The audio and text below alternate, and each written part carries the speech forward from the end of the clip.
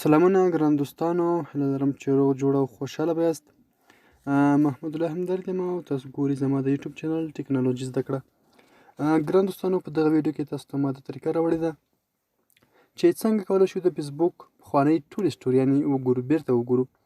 نو تاسو که غواړئ چې د فیسبوک کومې اپلوډ شوې سټوري چې تاسو جګې کړې وي که نه، فیسبوک یې اپلوډ کړې وي، هغه ټولې سټوریانې تاسو غواړئ بیرته وګورئ، نو راځئ دغه ویډیو تر اخره سره وګورئ. تاسو دغه ویډیو کې دغه طریقه زده کولی شئ. نو راځئ ویډیو شروع کوو. تر ویډیو دمخه مو که زموږ چینل نه سبسکرایب کړی نو زموږ چینل درسره سبسکرایب کړئ، ورسره په خوا کې د بیل آیکن باندې ضرور کلیک وکړئ، بیا پاس په آل باندې کلیک وکړئ چې زموږ هره نوې ویډیو تر تاسو پورې ژر ورسیږي. ویډیو هم ضرور سره لایک کړئ. راځئ ویډیو شروع کوو.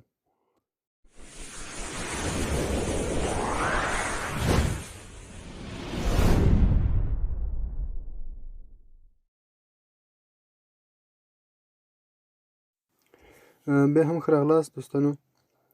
تاسو دغه سټوریانې په کوم ځای کې کتلی شئ؟ فیسبوک کې تر اوسه د سټوریانو اپشن نشته. تاسو کولی شئ چې په خپل مسنجر کې هغه ټولې سټوریانې وګورئ. تاسو به راشئ، خپل مسنجر به اوپن کړئ.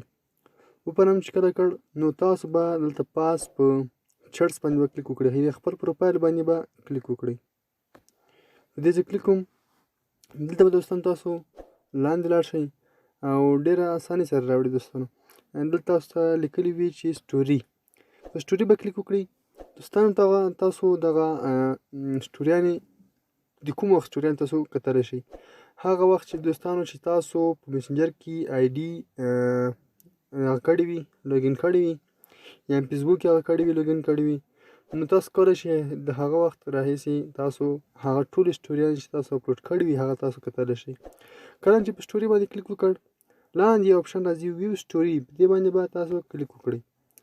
دلته بس تاسو هغه ټولې سټوریانې راوړي دوستانو چې تاسو کومې اپلوډ کړي وي هغه ټول تاسو ته راوړي. هغه میاشت تاریخ هم درته لیکي، هغه کومې سټوریانې چې تاسو اپلوډ کړي دي هغه ټولې تاسو ته دلته راوړي دوستانو. دغه ډېره زبردست طریقه وه د سټوریانو د کتلو. ډېری ملګري د دې څخه نه دي خبره او ځینو ته هم بیا معلومه دي. دوستانو دغه ډېره اسانه طریقه وه. هیله لرم چې دغه طریقه به ستاسو خوښه سوې وي. د ملګرو سره شیر کړئ دا ویډیو سره ضرور لایک کړئ. نو تر بل ویډیو په الله سپارمه. ښې چارې، ښه وختونه، الله مو مل شه.